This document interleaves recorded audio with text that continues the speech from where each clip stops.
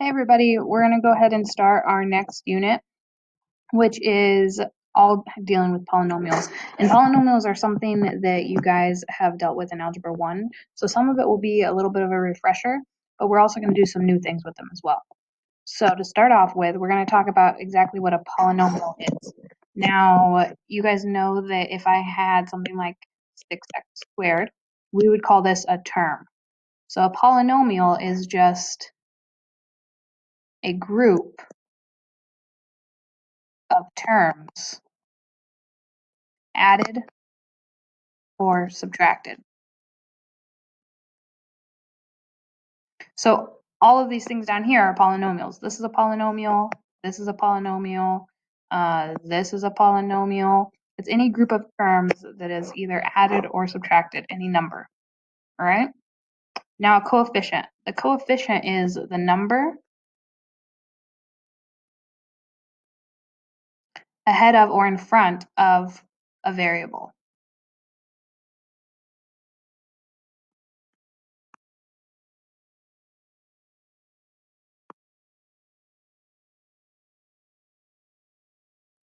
Okay? So now we're going to actually do some adding and subtracting and multiplying of these polynomials. So for my first example, I have these two polynomials, a group of 3 terms plus another group of 3 terms, and all we're doing is we're combining like terms. Notice we're combining the coefficient of the terms, but we do not do anything to manipulate the exponents. So I'm going to look for things that are the same. I have a group of x squares. Do I have any more x squares? I don't. So I'm going to start by putting 5x squared. Now let's look at the 9x. Do I have any other that are just x's? I do. I have this negative 6x. So what's 9 minus 6? That's 3. Just changing the coefficient, keeping the variable. Now we have the 1. Well, 1 doesn't have any variables or exponents, neither does 8. So 1 plus 8, that would be 9. Did I use everything up? Nope, I still got this 2x to the third. So I'm going to tack that on the end. Now to write this in the correct order, you might remember you have to write them in descending exponent order. So it's going to go 2x cubed plus 5x squared plus 3x plus 9. And this would be my final answer. All right, go ahead and give the next one a try. You pause the video, give it a try, see how you do. I'm going to go ahead and solve it. We're looking for things that are the same, combining like terms. So I have an x squared. Here I have an x squared, so 12 minus 12, well, that's 0, so I don't need to write anything there. Now I have an x. Well, here's another x, so negative 6 minus 6. Negative 6 minus 6 is negative 12x. Now I have 7. Here's another 7, so 7 minus a negative 7. That would be plus 14. 9x to the fourth. Do I have anything else to the fourth? Right there. So negative 9 minus a negative 9. Well, that would be negative 9 plus 9, which would be 0. So I don't have to write that. And that uses all of my terms. So this is my final answer. Not bad, right? That's adding and subtracting. Okay, let's take a look at multiplying. Now, when you multiply the polynomials, you use the distributive property. We double distribute. Be sure to follow the properties of exponents and combine like terms where possible. So basically, we're just going to double distribute, and then we're going to combine like terms. So to double distribute, I'm going to start out by multiplying x times x.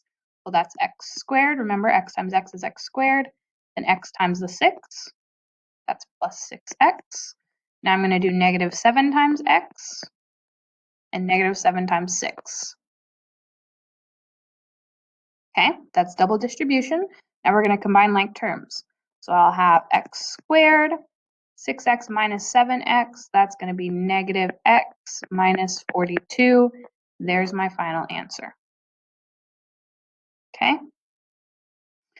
Here we've got a single term multiplied by this polynomial. This is a trinomial because there's 3 terms. These are binomials because there's 2 terms. So if I'm going to multiply here, we're going to distribute again. I'm going to change colors just so we don't get them mixed up. 2 times 3, well, that's 6, and x squared times x to the third, that would be x to the fifth. Remember, we add the exponents together when we multiply variables. 2 times 2 is 4. X squared times x squared is x to the 4th. And then 2 times 2 is 4. X squared, tack that on at the end. Nothing to combine. Oh, it zoomed out just like it likes to do in class. I'm going to get it zoomed back in here. Maybe. Okay, so my final answer, right there. Okay, we're going to do the same process, double distribution. 2x times an x squared, that's 2x to the 3rd. 2x times negative 10. 2x times negative 2. Going to do the bottom distribution now. I'm going to run out of room, so I'm going to come right down here. Negative 3x squared, positive 30x, positive 6.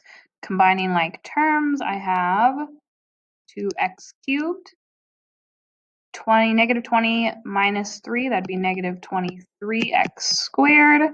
Negative 4 plus 30, that's going to be plus 26x, and then plus 6 on the end. Okay, go ahead and give these bottom two a try. Okay, and then come back and replay the video and see how you did, okay? Changing colors again. We're going to just keep going, same process, double distribution. Now we just have a trinomial and a trinomial. So there's just going to be more terms that we're multiplying and then combining together, but it's the same steps. Negative x to the 4th, positive 8x to the 3rd, negative 3x squared. Doing the 4 now. I'm going to erase these 3 lines just so we don't get mixed up here. 4 times x squared, that's going to be 4x to the 3rd. 4 times negative 8, negative 8 plus 8 is 16. 16 plus 16 is 32. And then plus 12x. Okay, we're not done yet. We've got 3 more to multiply. So we're going to do times 1 plus 1x squared minus 8x plus 3. See how many terms I got? Now comes the tricky part. After we've done this successfully, we have to make sure that we combine all the terms. So I'm going to start with the 4, x to the 4th. I don't see any more, so we're going to go negative x to the 4th. Cross it off, I'm finished. I've used it. Let's try the 8 to the 3rd. Here's 1 that's to the 3rd. Do I have any others? Yep, right here. So 8 plus 4, that's 12. Any more? Don't see any more, so I'm going to have plus 12x cubed. Now we'll do the squares. We have a negative 3 minus 32. Well, that's going to be 35, negative 35, plus 1, so negative 34. Okay, notice I'm just changing the number, the coefficient. Now my next one in line is just an x, so 12 minus 8, that's going to be 4. And then finally, I've got a 3 on the end. Double checking to make sure I don't have anything else to combine. This would be my final answer. Okay, I'm going to just erase a little bit of this so that I have room to do the next problem. It's the same process, you just have to keep working at it. So here I'm going to do the first 2 sets of parentheses first. So I'm going to just pretend that this guy isn't even here for right now, just to make it a little bit easier on myself. So x times 4x, that's going to be 4x squared. X times the negative 1, negative 6 times 4x, 24x, negative 6 times negative 1, plus 6. Now I'm going to go ahead and simplify this down. 4x squared minus 25x plus 6. And then we have to multiply it, don't forget, by this second little piece, which is negative 3x plus 5. Okay, I just brought that part down here. Now we're going to do the same thing again. Negative 3 times 4, negative 12x to the 3rd, because I've got x to the squared times an x, 4x squared times 5, 20x squared. Negative 25 times negative 3, that's going to be positive 75x squared. Negative 25 times 5, that's going to be negative 125x. And then I've got 6 times negative 3, negative 18x. 6 times 5, 30.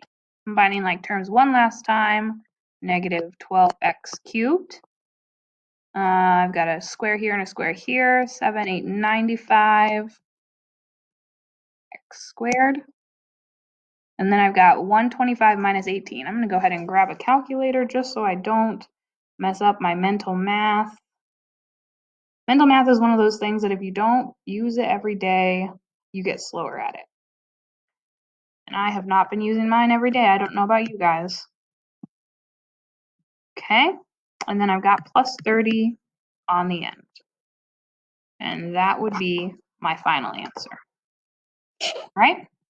If you're having trouble with the double distribution, let me know and I will help you out.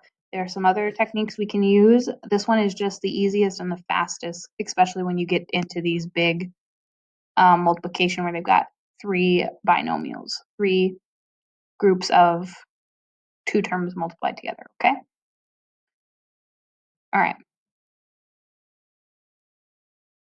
Okay, so this next group of problems is just some examples of things that you need to look for, especially on big tests and important stuff like that. They try to trick you because this is something you can get in the process of doing. And if you're not paying attention, you'll mess it up. Like I mess it up if I don't pay close enough attention. So what it's saying is that when I have something that looks like this, x plus 3 squared, I do not take that squared to both pieces. Not what I do. What I actually do is I rewrite the term twice. And where this comes from is if I have x squared, this actually means x times x. So instead of x, if I had x plus 3, well, x plus 3 squared actually means the quantity x plus 3 times x plus 3. So down here, if I wanted to multiply the quantity 2x plus 3 squared, I would do 2x plus 3 times 2x plus 3. And then you're going to multiply just like we did up above, double distribution. Same thing over here. If I had the quantity x minus 4 cubed, well, that's actually going to be x minus 4 times x minus 4 times x minus 4. Okay? And so on. So every time I add another exponent, every time my exponent increases by 1, I'm just adding another one of the terms. Okay? So you just need to look for those in your homework. If you guys have any questions, let me know. Your assignment is on Canvas. Okay? Thanks, and I hope you guys are doing well.